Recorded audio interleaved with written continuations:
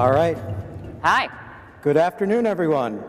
Thank you, Chelsea Manning, for joining us this afternoon. What's up? So the first thing I mean, everyone here is familiar with your story. This is slightly off topic for consensus, but I feel it's probably on a lot of people's minds. So I feel compelled to ask what your thoughts were on this recent report of a leak of documents in the Pentagon that this young gentleman apparently leaked into his Discord, and also the way that it's kind of... It's gamer culture. Gamer culture. Yeah. How so? Well, I just can't, Discord here. Yes, fair. Yeah. And also just the way that it's been kind of covered in the press. Sure. I'm in an uncomfortable position here because having formerly had a security clearance, I can't, living in the United States, I can't discuss any alleged, the content, or I can't confirm or deny the contents of anything, and it's an ongoing sort of thing. But I think generally, it's an interesting time because information flows so quickly now. We're in an era in which information, in which we're almost like we're sort of overwhelmed with the amount of information and how quickly it sort of flows around. So I think that we're less in a world, and I think this is indicative of that, where we're less in a world of transparency versus secrecy, and more of a world in which it's like verification and the authenticity of information. So it's almost as if, like, by authenticating the value of information, it becomes that becomes more important. So like. And I think that, for a crypto event like this, I think it's this generally goes into sort of like why it's important that we have labels for records for information types, and versus like what is potentially like deepfaked information or unverifiable information or misinformation and disinformation. So I think that's sort of like the trend that we've been seeing, is that information flows so quickly and so readily now through any and all different avenues. Mobile devices, et cetera. And it's gone way beyond the Streisand Effect from when that term was coined. Yeah, I think the Streisand Effect is a factor as well. I think that I think that it is whenever you try to attempt to suppress or withhold information. But I think that's an effect. But I think that so many people now know about it and they utilize that, and it's become a tool for marketing and campaigns and things like that, where you try to put the most outrageous sort of information out there and hope that there's a reaction or a counter reaction to generate that engagement. So I think in the social media space, it's definitely turned into a factor, but it's almost engineered more now, as opposed to like a natural sort of effect that we saw in like the early internet whenever I was a teenager. Mm-hmm. So you have expressed skepticism about cryptocurrency. Yes. But you do work on a blockchain project. So yes. It seems you kind of lay out what your thoughts are, and it sounds like it's a sort of a complicated relationship. Sure. So my background is in data science. So I'm not and I work in security as well. So I come from this more of the cryptography, not crypto aspect. So I'm trying to put the cryptography back in crypto, essentially. And so zero knowledge proofs, blockchain, append-only ledgers are, from a technical perspective, have always fascinated me. I am generally skeptical of speculative assets in general. I mean, this goes for both traditional fiat as well as digital. But I see an enormous inherent value in utilities that utilize the sort of the same technologies and the same sort of things, especially whenever it comes to like verification of information, risk-reward systems, and NIM, which is the project that I work on, is a utility token, for instance, where you're essentially rewarding people for computation of privacy-based calculations across a mixing network, which I can get more into if you would like. And what is the value of that reward? So the value of that reward is that you get a token, I'm not the tokenomics person on the team. I'm more of the privacy person. But yes. From what I understand, generally, when a node operator that is not a user, so users on the network never have to interact with the with the token aspect of things. But node operators are essentially rewarded with tokens that can be interchanged for other tokens or for computation across the network for large loads across the mixed net, and that enables people to have a reputation system as well to ensure that node operators are not acting nefariously, and that other, there's sort of like a way of recognizing all of the transactions while also keeping no knowledge about the actual packets moving across the network. So the computation, the fact that you're computing things and that packets are going from point A to point B are being tracked, but the actual content and the message and the sender and the recipient are not. So it's how we maintain reputation and incentivize people to run nodes across the network. I mean, Tor, for instance, has, I think, only 3,000 major nodes across the network, whereas NIM, it's possible to like scale up significantly more because you have more of an incentive to run and operate nodes across the network. Gotcha. Let's zoom out the lens a little bit. When you look at, you mentioned using the internet, from, most of your life from an early age. What do you think are the values of today's internet? And we as citizens and the builders in this room, how can they shift the framework, the social framework, the technological framework to make privacy more of a priority? Sure.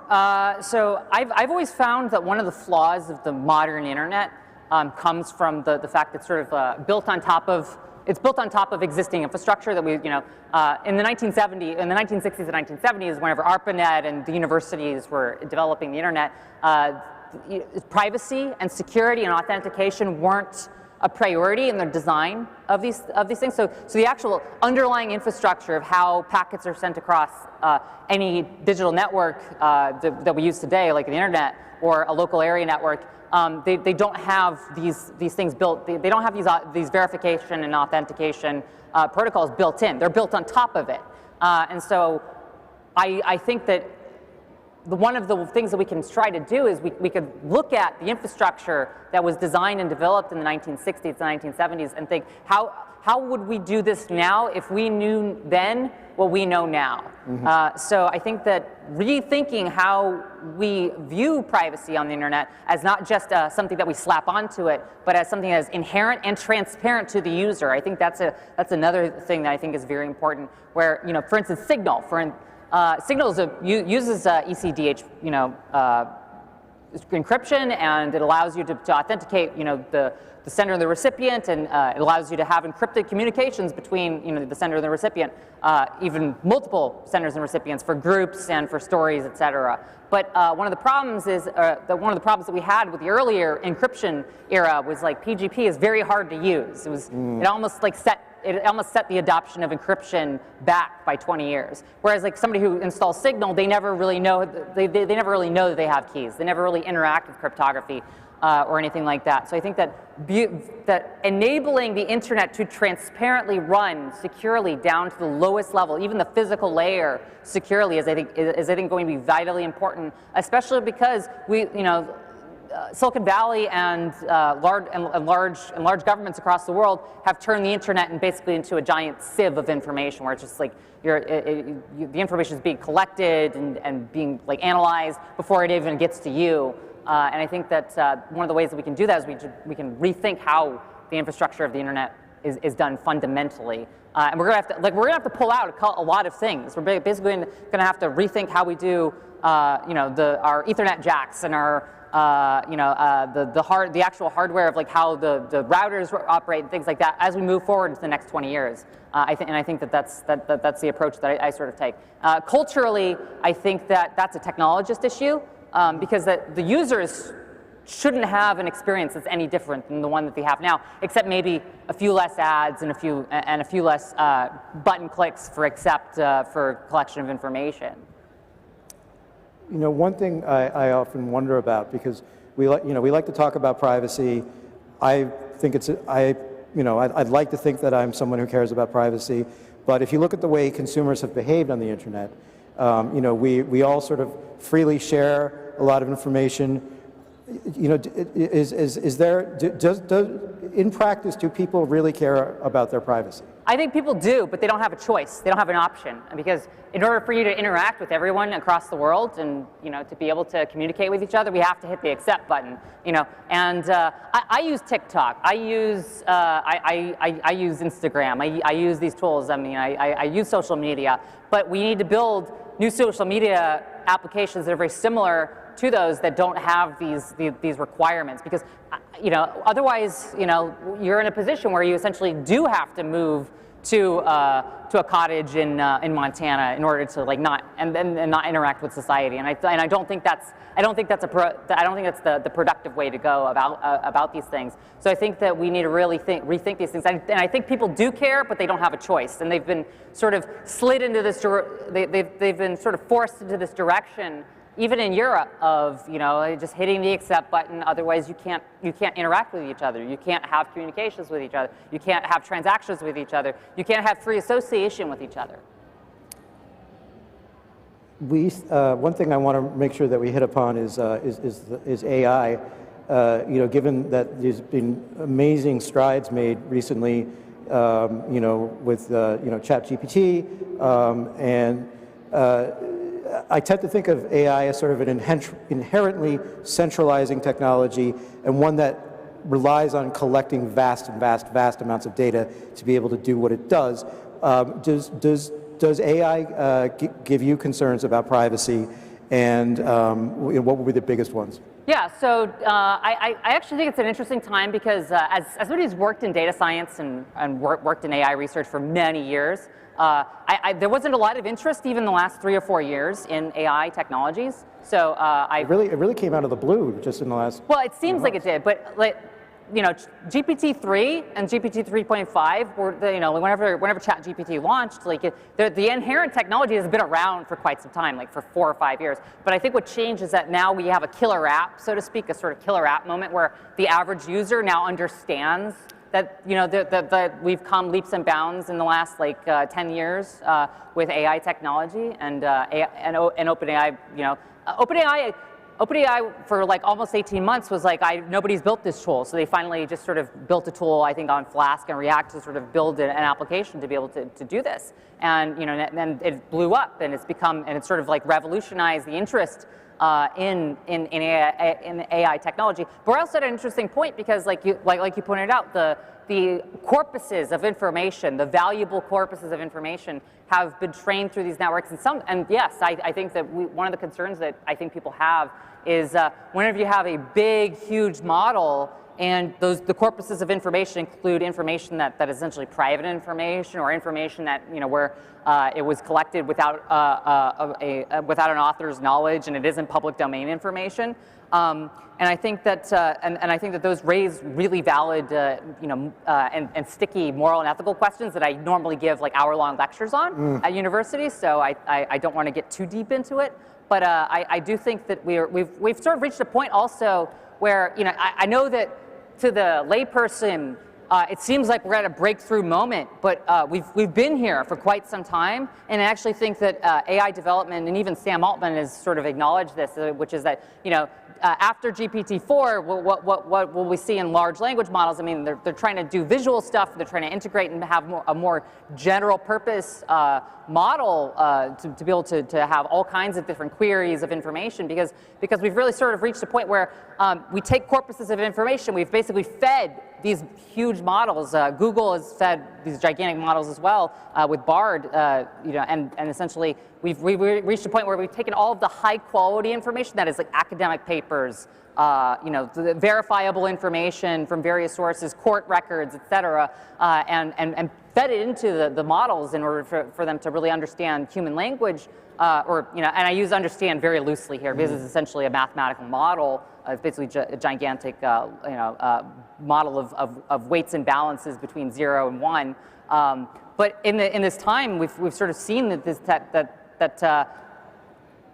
as we've tried to put more data in there that is less high quality, it isn't helping. It isn't making the model any better. If anything, it's making it worse. So I think we've sort of reached an interesting point in AI where we have this technology, and now it's about how we're going to use it. because the models are built. And the models, now that they're made, now that hundreds of millions of dollars have been spent in compute time to develop these models, we're at a point where now the models are made, and now you just have to fine-tune them or tweak them or add vector databases and sort of a semantic search for your particular tools and things like that that have tokenized things like Weave8 and Llama Index.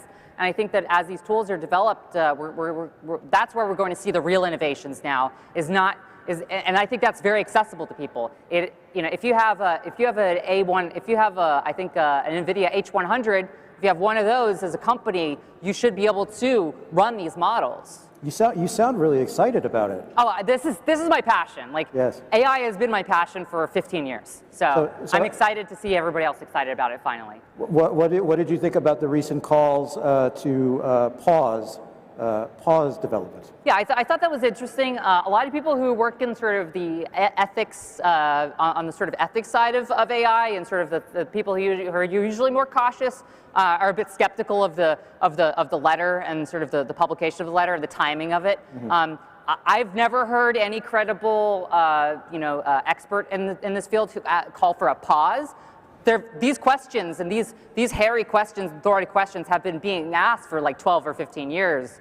So they're not new, but we should examine these things. But I think that a pause simply benefits incumbent people and gives other companies that haven't had that are only a few months behind of so say OpenAI or Microsoft a few months of time to catch up with their applications and models. So it serves their interest. I think that it's more of a marketing strategy, personally, because based on the conversations that I've had with AI ethicists.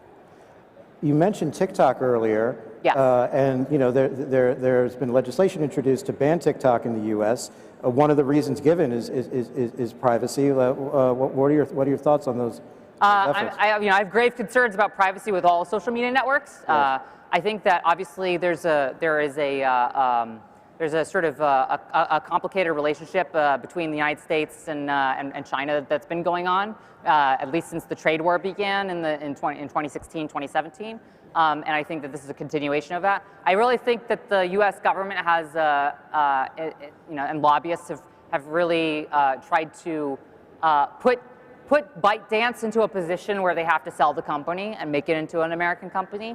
I think that that's a large driver behind it, but I do think that there are valid, especially given how TikTok is a single algorithm unit that's based on the amount of swipe time and the amount of view time. This algorithm is able to learn things about you that you're not sharing. It's able to learn about your age, your race, your sex, your gender, your background, your political views, based on nothing, based on no input apart from your swipes on a screen and how long you're looking at a screen. So I think that there are huge privacy implications with that. So, but I don't necessarily agree with a government ban because it doesn't address Instagram's trying to implement a very similar algorithm. So I think that this is going to be a continuing problem as we move forward into the next decade. So we're almost out of time.